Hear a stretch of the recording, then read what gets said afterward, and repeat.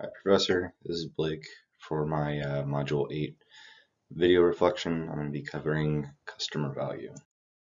My agenda today will cover some of the marketing strategies and then my personal experiences and how they tie into those strategies. So starting with promoting customer value, I chose two different sources. I chose our textbook and then Adam Ramshaw from a online forum that I looked up some of his strategies as well. So starting with our textbook, we're going to go ahead and start with the promotional mix. This covers advertising, sales promotion, PR, and direct and digital marketing. These topics really kind of tie in how the marketing strategy integrates its customers into product sales and stuff like that. The next subject is the integrated marketing communications.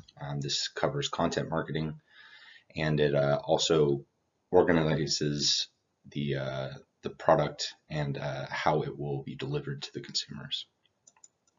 Effective marketing communication. This is the message delivery process. It goes from the sender through the receiver and eventually coming back to feedback for product improvement. Effective marketing communication also covers target audience, objectives, message techniques, and buzzwords or buzz marketing. Moving into the promotional budget, we talk about some of the different strategies. Affordable strategy, percentage of sales, which is taking current or forecasted sales and accommodating your promotional goals towards that.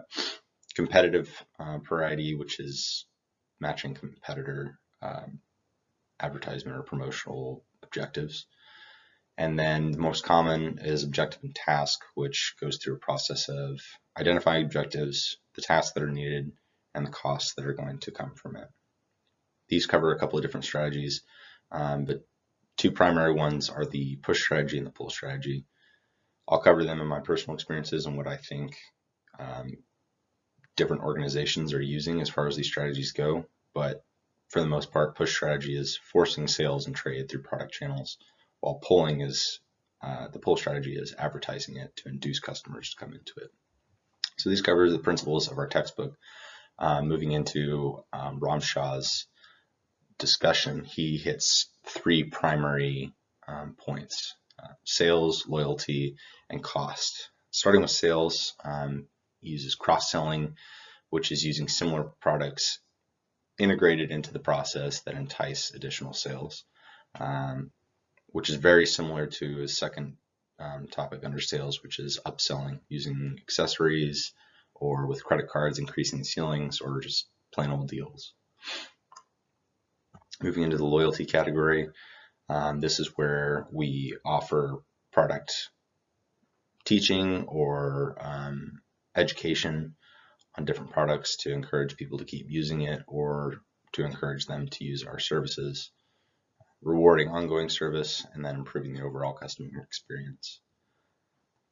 Next, moving into the cost part of Ramshaw's discussion,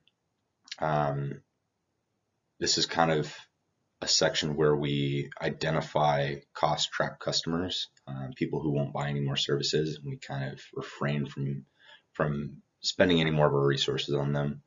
And then another technique is used, minimizing the busy day that people have. Since everybody's so busy, we don't want to give them a reason or take any more time out of their day. So we use these methods to expedite cost flow through product channels. All right, moving on to my personal experiences. We hit a couple of them in the textbook. Pokemon Go is something that I did a lot as a kid. Well, not really as a kid, since it was pretty recent, so I guess a young adult. Pokemon Go was an interesting time because it had a high demand for outdoor people. It hit on a really high trend for outdoor stuff, and then it also didn't require a lot of advertising. It had a big fan base and not a lot of advertising that went into it, which made it really easy to sell products on the app without any cost outside of the organization. So it encouraged people to it just gave recommendations in game to promote sales. I see this as a pull strategy, offering it out there since it is free for everybody to use the app. It makes it easier on people whenever they spend more money. So I use that and kind of use it as a similar objective or strategy to pull strategy. Okay, the next real life experience that I had is Costco. There's not a lot of advertising in Costco because of how well known it is here on the West Coast. On the East Coast, there's not very many of them, so they do a little bit more advertising. But here, it's the place to go for bulk savings. It's always been known as that, as long as I've known. Before that, some older folks might be able to give some perspective on how it really got started. As far as sales strategies go, or marketing strategies, promotional strategies, I see this as more of a push strategy, and I see this in the samples that they introduce throughout different stores. Everybody likes going there for their samples, and it's a chance for them to push their products out to you. Lastly, Amazon, probably one of the biggest topics that we've had in this marketing class. They use loyalty as a big service through Prime deals. It encourages long-term customers. They really don't waste a lot of resources on short-term customers, which is really how we see Ram Shah's techniques of loyalty, or encouraging loyalty in long-term customers and not wasting as much time on the short term. This has built a really big customer base around Amazon. It's really pushed their sales, and I think that kind of goes to show how their strategy is more of a percentage of sales type. So once they get to a certain value, this is all speculation. I don't actually know. The only people that really know how this works are Amazon's marketing team.